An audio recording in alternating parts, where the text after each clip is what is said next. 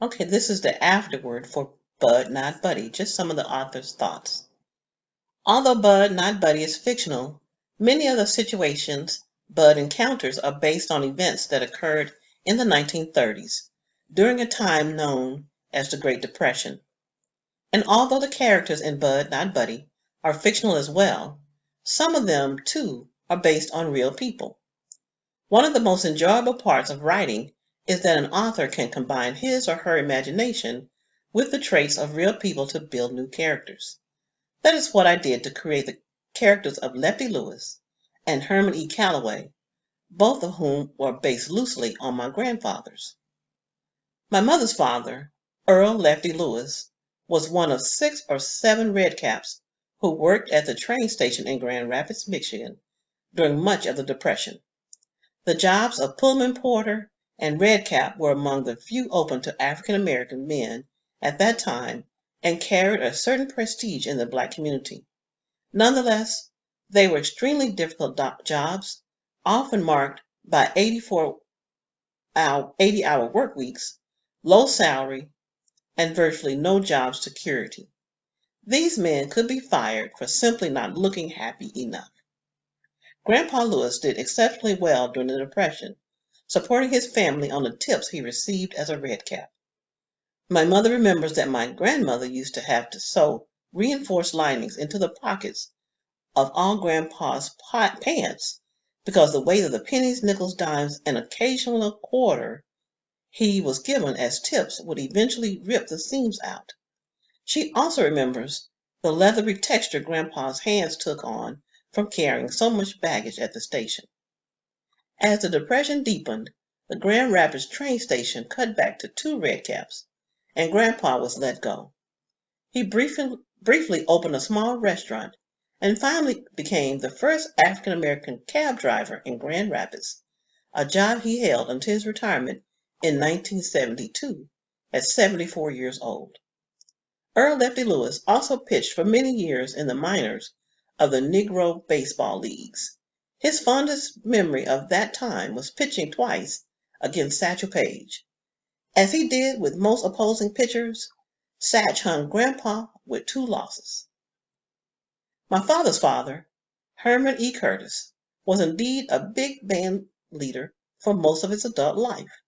He headed many different musical groups, my favorite being Herman E. Curtis and the Dusky Devastators of the Depression, a name that by itself deserves all 6 of those exclamation points. Grandpa attended the Indiana Conservatory of Music and was a classically trained violinist. He also played the bass fiddle, the accordion, and the piano. Entertainment was an important part of life during the Depression, for people wanted to forget their troubles by going to the movies, sitting around the radio, and listening and dancing to live music. Grandpa and his bands were well known throughout Michigan during this time. Being an orchestra leader was Grandpa Curtis's night job. By day, he wore many different hats, among them those of a chauffeur, boat captain, and truck painter. He owned several businesses in Grand Rapids and Wyoming, Michigan, at a time when laws prohibited African Americans from renting or holding title to land in these 2 cities.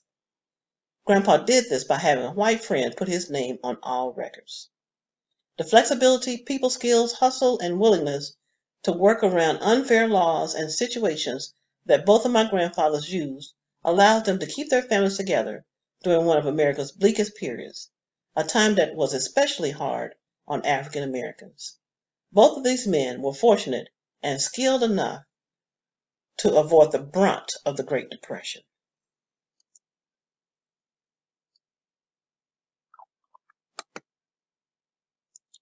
And this is a picture of Herman E. Curtis and the Dusky Devastators of the Depression.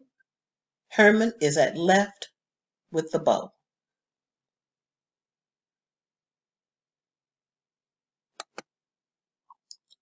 Earl Lefty Lewis, picture for the Grand Rapids, Michigan Elsterites, taken May 30th, 1918. The lives of Earl Lefty Lewis and Herman E. Curtis and the situations described in Bud Not Buddy are the exception, For the great majority of people suffered horribly during the period between 1929 and 1941. Parents often could not feed their children, so countless thousands of young people, some as young as 8 years old, were abandoned or had to be set out on their own in search of a meal and a warm place to sleep. These children survived the brutal life on the road by riding the rails, picking fruit, doing odd jobs, begging, stealing, or whatever was necessary to get food. Much of what I discovered about the Depression I learned through research and books, which is a shame. I didn't take advantage of the family history that surrounded me for many years. I'm afraid that when I was younger and my grandparents and parents would start to talk about their lives during the Depression, my eyes would glaze over and I'd think, oh no, not those boring tall tales again. And I'd find the most convenient excuse I could to get away from them. Now I feel a real sorrow when I think of all the knowledge, wisdom, and stories that have been forever lost with the deaths of my grandparents. Be smarter than I was. Go talk to grandma and grandpa, mom and dad, and other relatives and friends. Discover and remember what they have to say about what they learned growing up. By keeping their stories alive, you can make them and yourself immortal. And I would agree with him. My great grandmother lived to be 99 years old. And I had two great aunts that lived to be 100. And I never recorded their stories, and I really wished I had.